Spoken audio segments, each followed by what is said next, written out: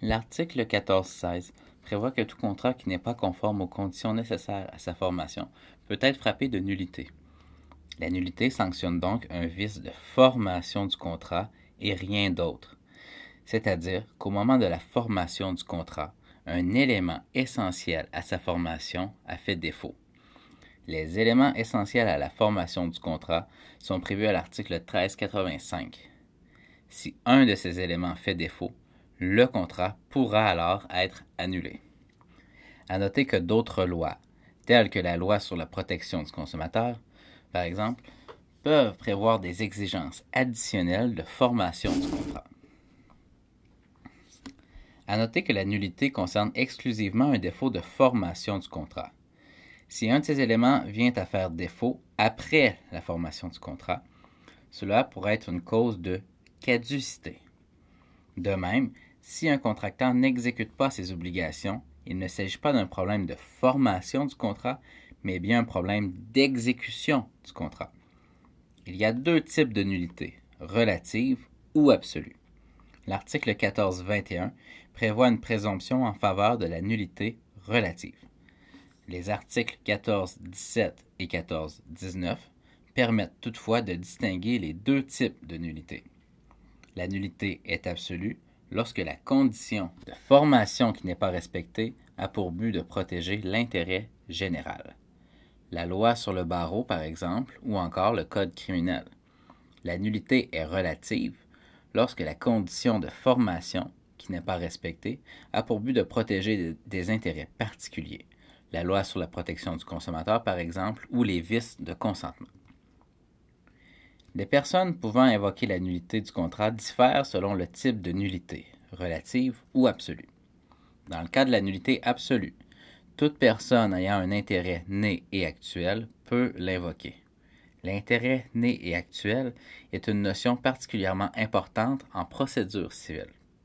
Il faut donc également se référer à l'article 85 du Code civil de procédure, à la doctrine, ainsi qu'à la jurisprudence ayant façonné ce concept. Dans le cas de la nullité relative, seule la personne en faveur de qui la nullité est établie peut l'invoquer. À titre d'exemple, le consommateur n'ayant pas reçu une copie écrite du contrat de consommation conformément à la loi sur la protection du consommateur. Autre exemple, la personne dont le consentement a été vicié par le dol de son co-contractant. Le contractant auteur du dol ne peut pas soulever la nullité du contrat pour ce motif particulier. Quant à la deuxième hypothèse identifiée à l'article 14.20 du Code civil du Québec, à savoir le co-contractant de bonne foi subissant un préjudice sérieux, aucun cas ne s'est présenté dans la jurisprudence. Le pouvoir du tribunal diffère selon le type de nullité, relative ou absolue. Si la nullité est absolue, l'article 14.18 oblige le tribunal à la soulever d'office. Dans les faits, le tribunal peut la soulever d'office, mais ce ne sera pas automatique. Souvent, les parties argumenteront devant le juge afin de le convaincre de prononcer la nullité ou non du contrat. Si la nullité est relative, le tribunal ne peut la soulever d'office. La personne en faveur de qui la nullité existe, exemple la personne dont le consentement a été vicié, doit donc la soulever elle-même, c'est-à-dire en faire la demande dans ses actes de procédure et démontrer le bien-fondé de ses prétentions. La possibilité de confirmer le contrat dépend du type de nullité, relative ou absolue. La confirmation est un acte juridique unilatéral par lequel une personne renonce à son droit d'invoquer la nullité.